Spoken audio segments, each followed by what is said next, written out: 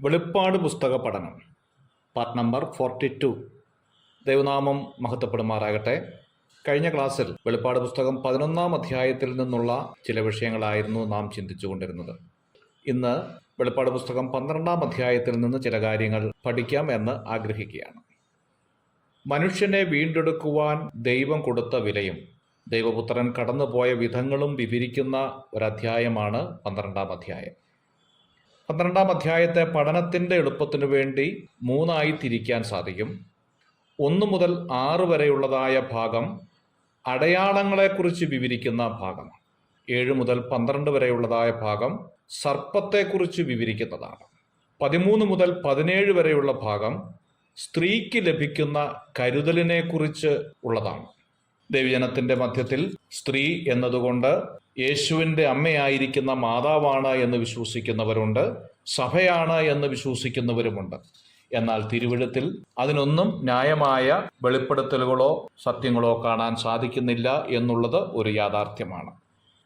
യെശയ്യാ പ്രവചനം 34-ാം അധ്യായം 16-ാം വാക്യത്തിൽ നാം വായിക്കുന്നു, യഹോവയുടെ പുസ്തകത്തിൽ അന്വേഷിച്ച് വായിച്ചു നോക്കുവിൻ, അവയിൽ ഒന്നും കാണാതെ ഇരിക്കുകയില്ല, ഒന്നിനും ഇണയില്ലാതെയും ഇരിക്കുകയില്ല. അവൻ്റെ വായല്ലോ കൽപ്പിച്ചത്, അവൻ്റെ ആത്മാവത്രേ അവയെ കൂട്ടിവരുത്തിയത് എന്ന്.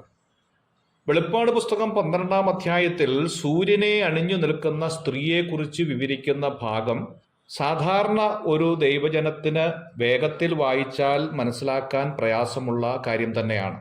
എന്നാൽ പ്രാർത്ഥനയോടെ ദൈവസന്നിധിയിൽ നമുക്കിരിക്കാൻ കഴിഞ്ഞാൽ ഇതിലെ ആത്മീയ സത്യങ്ങൾ ദൈവാത്മാവ് വെളിപ്പെടുത്തി തരും എന്നതിൽ സംശയമില്ല. 12-ാം അധ്യായത്തിലെ 1 മുതൽ 6 വരെയുള്ളതായ 1-ാം ഭാഗത്തെ നാം പഠിക്കുമ്പോൾ പ്രധാനമായി 5 കാര്യങ്ങൾ ചിന്തിക്കേണ്ടതായിട്ടുണ്ട്. 1, ഇവിടെ പറഞ്ഞിരിക്കുന്ന സൂര്യൻ ആരാണ്? 2, ഇവിടെ പറഞ്ഞിരിക്കുന്ന ചന്ദ്രൻ ആരാണ്? 3, ഇവിടെ പറഞ്ഞിരിക്കുന്ന 12 നക്ഷത്രം ആരാണ്? 4, ഇവിടെ പറഞ്ഞിരിക്കുന്ന സ്ത്രീ ആരാണ്? 5, സർപ്പം എന്തിനെയാണ് കാണിക്കുന്നത്?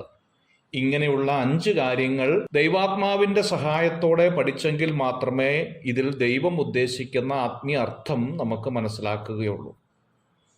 ജോസഫ് കണ്ടതായിരിക്കുന്ന ഒരു സ്വപ്നത്തെക്കുറിച്ച് ഉൽപ്പത്തി പുസ്തകം 37-ാം അധ്യായം 9-ാം വാക്യത്തിൽ നാം കാണുന്നുണ്ട്.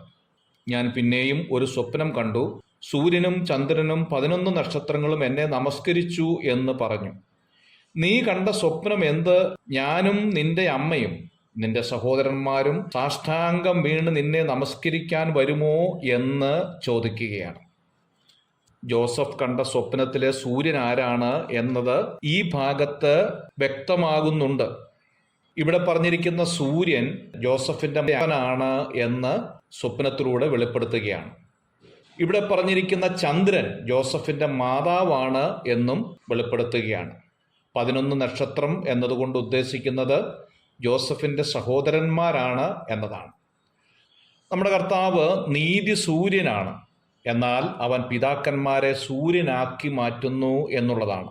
സൂര്യൻ്റെയും ചന്ദ്രൻ്റെയും വെളിച്ചത്താൽ പ്രകാശപൂരിതമായി തീർന്ന സ്ത്രീയെക്കുറിച്ചാണ് ഇവിടെ വിവരിക്കുന്നത്. ലോകത്തിൽ ഒരു കലാകാരന്മാർക്കും വരയ്ക്കാൻ പറ്റാത്ത വിധം വെളിപ്പെടുത്തുന്ന ഒരു സത്യമാണിത്. പാട്ടുകാരൻ പാടുന്നുണ്ട്, അവനൊപ്പം പറയാൻ ഒരാളുമില്ല, അവനെപ്പോൾ ആരാധ്യൻ ആരുമില്ല. 12-ാം അധ്യായത്തിലെ സൂര്യൻ പിതാക്കന്മാരായ അബ്രഹാം, ഇസഹാക്ക്, യാക്കോബ് എന്നിവരെയാണ് ഉദ്ദേശിക്കുന്നത് എന്നാണ് പറഞ്ഞു വരുന്നത്. ചന്ദ്രൻ എന്നതുകൊണ്ട് ഉദ്ദേശിക്കുന്നത് പിതാമഹിതികളായ സാറ, റിബേക്ക, റാഹേൽ, ലേയ എന്നിവരെയാണ് ഉദ്ദേശിക്കുന്നത്. തലയിലെ 12 നക്ഷത്രം എന്നതുകൊണ്ട് ഉദ്ദേശിക്കുന്നത് യാക്കോബിൻ്റെ മക്കളായ 12 ഗോത്രങ്ങളെ കാണിക്കുന്നതാണ്. അങ്ങനെ തലയിൽ 12 നക്ഷത്രവും അണിഞ്ഞു നിൽക്കുന്നതായ ഇസ്രായേൽ എന്ന് പറയുന്ന രാഷ്ട്രത്തെയാണ് ഇവിടെ പറഞ്ഞിരിക്കുന്ന സൂര്യനെ അണിഞ്ഞു നിൽക്കുന്ന സ്ത്രീ എന്നതുകൊണ്ട് ഉദ്ദേശിക്കുന്നത് എന്ന് നമുക്ക് ന്യായമായി മനസ്സിലാക്കാം. God bless you.